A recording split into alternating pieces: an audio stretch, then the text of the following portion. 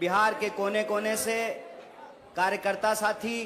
नौजवान विद्यार्थी, महिलाएं और बुजुर्गों, मैं आपका बहुत ज़्यादा वक्त नहीं लूँगा क्योंकि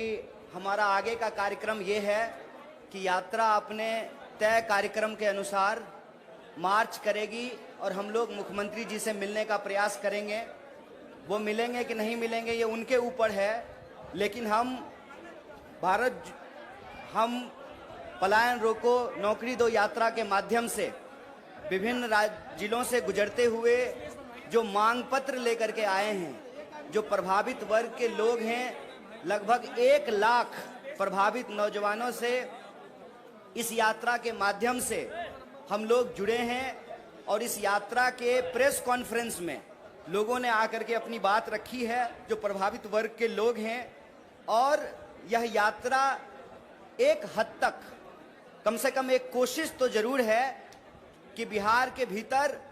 जो जन समस्याएं हैं उसका जन संघर्ष बनने का जो है एक अवसर प्रदान किया है। तो इस जन संघर्ष के माध्यम से हम अपनी बात, बिहार के लोगों की हक की बात, बिहार के सरकार और बिहार के मुखिया को बताने की कोशिश करेंगे। और दूसरी बात कि आज का तारीख ही पटना के लिए क्यों चुना गया है। आज का तारीख पटना के लिए इसलिए चुना गया कि आज महात्मा ज्योतिबा फूले की जयंती है और महात्मा ज्योतिबा फूले कहते थे कि शिक्षा के बिना बुद्धि का नाश होता है और बुद्धि के बिना नैतिकता का नाश होता है, नैतिकता के बिना विकास का नाश होता है और विकास के नाश से धन का नाश होता है और धन का नाश होने से जो बहुजन वर्ग के लोग हैं, जो बहुतायत लोग हैं, उनकी तबाही आती है, उनका भारी नुकसान होता है। तो महात्मा ज्योतिबा फूले शिक्षा पर जोर देते थे और कहते थे कि बहुतायत लोगों के लिए, समाज के जो गरीब लोग हैं, शोषित लोग हैं, पीड़ित लोग हैं, उनका कल्याण शिक्षा से हो सकता है, इसीलिए उनको शिक्षा पे जोर देना चाहिए। लेकिन आज शिक्षा की हालत ये है कि जो शिक्षण संस्थान हैं उस पर लोगों को भरोसा नहीं है, जो सरकारी शिक्षण संस्थान हैं, और उसमें जो पढ़ने वाले लोग हैं जिस तरीके से वो पढ़ते हैं कि वो मजबूर हैं शिक्षा की कमी के चलते पलायन करने को लेकर के। जब शिक्षा नहीं मिलेगी तो रोजगार भी नहीं मिलेगा और जब रोजगार नहीं मिलेगा तो परिवार और समाज का विकास भी नहीं होगा। और ये शिक्षा की कमी, रोजगार की कमी, कानून व्यवस्था की कमी आज हमको इस राह पर ला करके खड़ा किया है कि भारी संख्या में लाखों लोग बिहार से पलायन करते हैं, अपनी जरूरत को पूरा करने के लिए दूसरे राज्यों में जाते हैं। और यह जो पलायन है इसके बारे में याद रखिएगा कि ये सिर्फ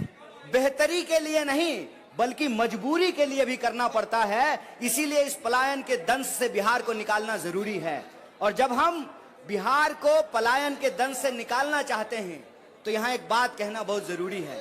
आज देश में एक साजिश चल रही है कि शोषण के खिलाफ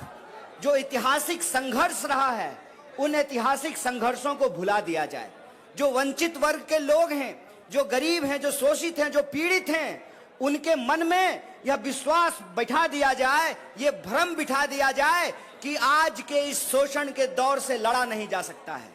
इतिहास के शोषण के खिलाफ संघर्षों को इसलिए भुलाया जाता है कि मौजूदा समय का जो शोषण है उसको बचा करके रखा जा सके और जो शोषित वर्ग है वो अपने हक के लिए आवाज नहीं उठा सके, अपने अधिकार के लिए संघर्ष नहीं कर सके। जो बढ़ती हुई महंगाई है, जो बढ़ती हुई बेकारी है, जो असमानता है, जो गरीबी है, जो शिक्षा और स्वास्थ्य की कमी है, उसके खिलाफ लड़ने वाली जवान जो है वो मुखर ना हो पाए, वो बुलंद ना हो पाए। इसीलिए इतिहास के संघर्ष को भुलाने की कोशिश की जाती है। इसीलिए मैं आपको बता दूं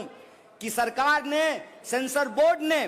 महात्मा ज्योतिबा फूले और माता सावित्रीबाई फूले के ऊपर जो फिल्म बनी उस फिल्म पर रोक लगा दिया, उसको प्रतिबंधित कर दिया।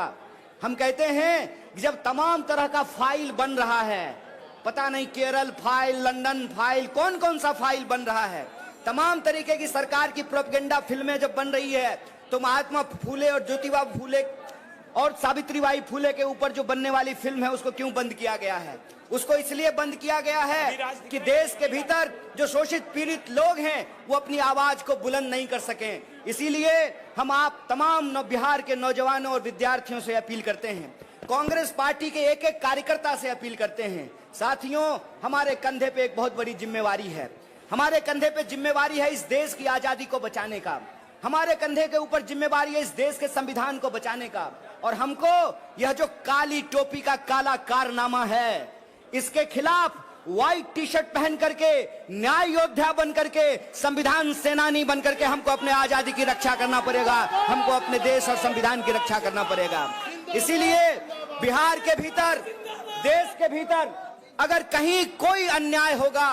तो कांग्रेस पार्टी का एक एक कार्यकर्ता जो संविधान में भरोसा करता है, इस देश में जिसको भी संविधान के ऊपर भरोसा है, जो इस देश की आजादी को सही समझता है, जिसको लगता है कि देश की आजादी ने यह अधिकार दिया है कि अमीर और गरीब का वोट बराबर किया है, यह देश जितना अमीरों का है उतना ही गरीबों का है, इस बात में जो भरोसा करने वाले लोग हैं, जो नफरत को हरा करके मोहब्बत को जिताने वाले लोग हैं, उनको एकजुट होना पड़ेगा, उनको कांग्रेस की विचारधारा से जुड़नी पड़ेगी, कांग्रेस का हाथ मजबूत करना पड़ेगा। क्योंकि कांग्रेस की लड़ाई अन्याय के खिलाफ न्याय की लड़ाई है, कांग्रेस की लड़ाई गुलामी के खिलाफ आजादी की लड़ाई है, कांग्रेस की लड़ाई इस देश में जो ऊंच नीच की व्यवस्था है उसको समाप्त करके समानता को स्थापित करने की लड़ाई है। इसीलिए मैं आप तमाम साथियों से यह आग्रह करता हूं कि यह यात्रा, यह अंतिम बात मैं आपसे बोल रहा हूं, यह यात्रा आज समाप्त नहीं हो रहा है, इस बात को याद रखिएगा। ये अंजाम नहीं है, आगाज है, इस बात को याद रखिएगा।